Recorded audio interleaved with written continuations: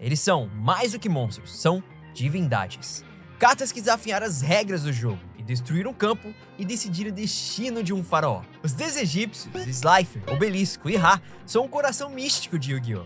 Mas por trás de todo o brilho dourado e da aura divina, existe um sistema, uma lógica espiritual e uma mecânica que explica por que esses seres são tão únicos. Hoje, a gente vai mergulhar a fundo nesse mistério para entender como realmente funciona o arquétipo dos deuses egípcios, suas histórias, seus efeitos, seu simbolismo e até as teorias por trás do poder que eles representam. Então já deixa seu like, se inscreva e bora lá conferir. Quando Yu-Gi-Oh! Surgiu, o duelo de monstros era muito mais do que um simples jogo de cartas. Era um ritual, um reflexo direto dos antigos rituais mágicos do Egito, onde os duelistas não apenas batalhavam, mas canalizavam forças espirituais. E é aí, exatamente daí que surgem os deuses egípcios. Eles são o elo entre o jogo e o mito, o ponto onde a fantasia de Yu-Gi-Oh! Se conecta com algo maior ou quase religioso.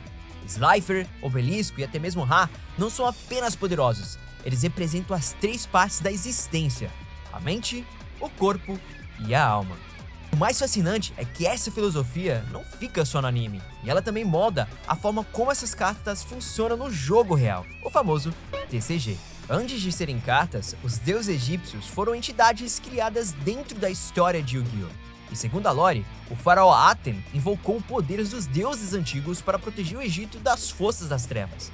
E assim, nasceram os três deuses. Obelisco, o atormentador, com sua força física e poder de destruição absoluta. Slifer, o dragão celeste, que é o meu preferido, que representa a mente e o julgamento divino. Dragão ao lado de Ra, que representa a alma, e o fogo da criação da reencarnação. Eles não eram apenas monstros, eram na verdade manifestações do próprio espírito do faraó. E quando o milênio passou, esses poderes foram selados em cartas sagradas, esperando o momento em que voltariam às mãos dos escolhidos. Mas enquanto no anime esses deuses eram literalmente entidades divinas, no mundo real a Konami precisou traduzir um mito em mecânica. No anime, os deuses egípcios não seguiam as regras normais do duelo.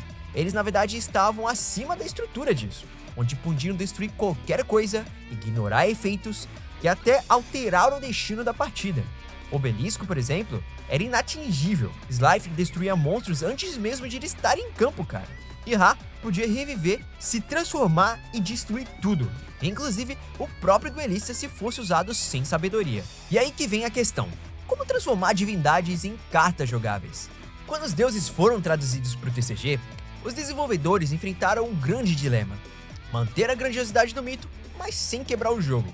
E aí foi que começou o processo de humanizar esses deuses. Quando as cartas chegaram oficialmente no TCG, elas precisaram obedecer à mesma lógica que qualquer outro monstro do jogo. Mas, ao mesmo tempo, não podiam perder aquela sensação de poder absoluto, saca? Então, a solução foi transformar cada deus em algo único, mas balanceado. Então, vamos ver como cada um foi reinterpretado e como seus poderes mudaram do anime pro TCG para vocês entenderem melhor.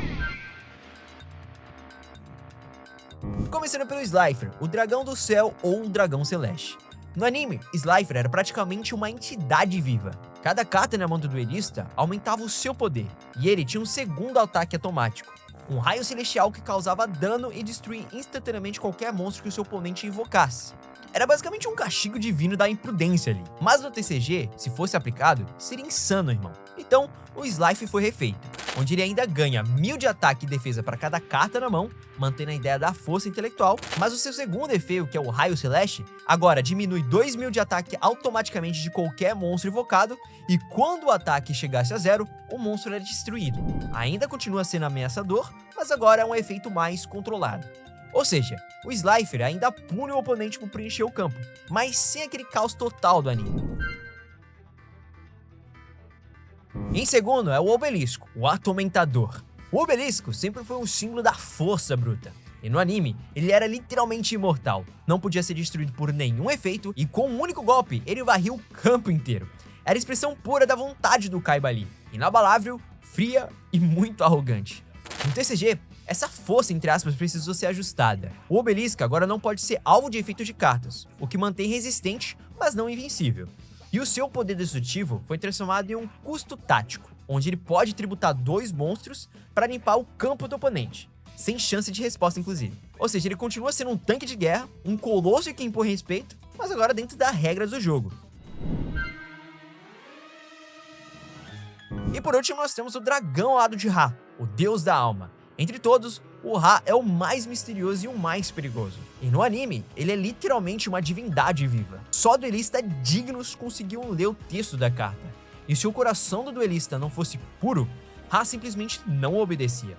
Seus poderes eram bem ilimitados, onde ele podia se transformar, renascer das cinzas e até mesmo converter pontos da vida do usuário em poder absoluto. Era uma entidade divina com vontade própria, basicamente. E no TCG, esse conceito foi transformado em mecânica. Ao ser invocado, você pode pagar qualquer quantidade de pontos de vida e Ra ganha esse valor em ataque e defesa. E depois, com cartas de suporte como Blaze Cannon, Millennium Revelation e The True Sun God, ele pode assumir formas alternativas e reviver do cemitério e também aniquilar tudo em campo. Ra exige um sacrifício, tanto literal quanto estratégico. Ele é o deus que dá poder, mas cobra um preço. E é isso que faz ele ser inclusive um dos mais enigmáticos dos três. Inclusive, existem várias teorias entre os fãs que os deuses egípcios representam as três partes da alma do próprio faraó Aten. O obelisco seria o corpo, que representaria a força física que o protege.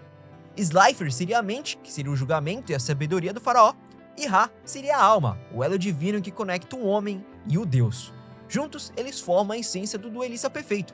E essa tríade também se reflete nos três protagonistas originais. Kaiba seria o poder, o Yugi a mente e o Merrick seria o fanatismo espiritual, saca? Os três meio que têm caminhos diferentes, mas buscam o mesmo destino, que é o controle do poder divino. Mas mesmo depois de 2 décadas, os deuses egípcios continuam sendo as cartas mais icônicas de toda a franquia. Eles nunca dominaram assim o competitivo, mas dominam a memória afetiva. Sua presença ainda é garantida em animes, coleções e até nas novas gerações de deck temáticos. A cada nova versão, seja o Sphere Mode Ra, os Structure Decks do Slifer e do Obelisco, o mito sempre está se renovando.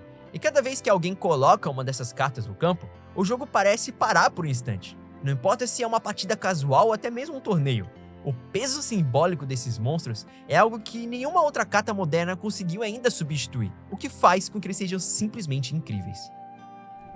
E aí, agora me conta, qual desses 3 deuses é o seu favorito? Você é do time Slifer, Obelisco ou do Ra? Qual dos 3 você prefere? Eu sou time Slifer, sempre preferi ele. Enfim, deixa o seu like, se inscreva aí no canal e ativa o sininho para não perder os próximos vídeos. E ó, não sai agora que tem outro vídeo aí aparecendo na tela, tá? Onde tem várias curiosidades e mistérios do universo de Yu-Gi-Oh! Clica nele e continua comigo nessa jornada pelo coração das cartas. Valeu por assistir e até o próximo duelo.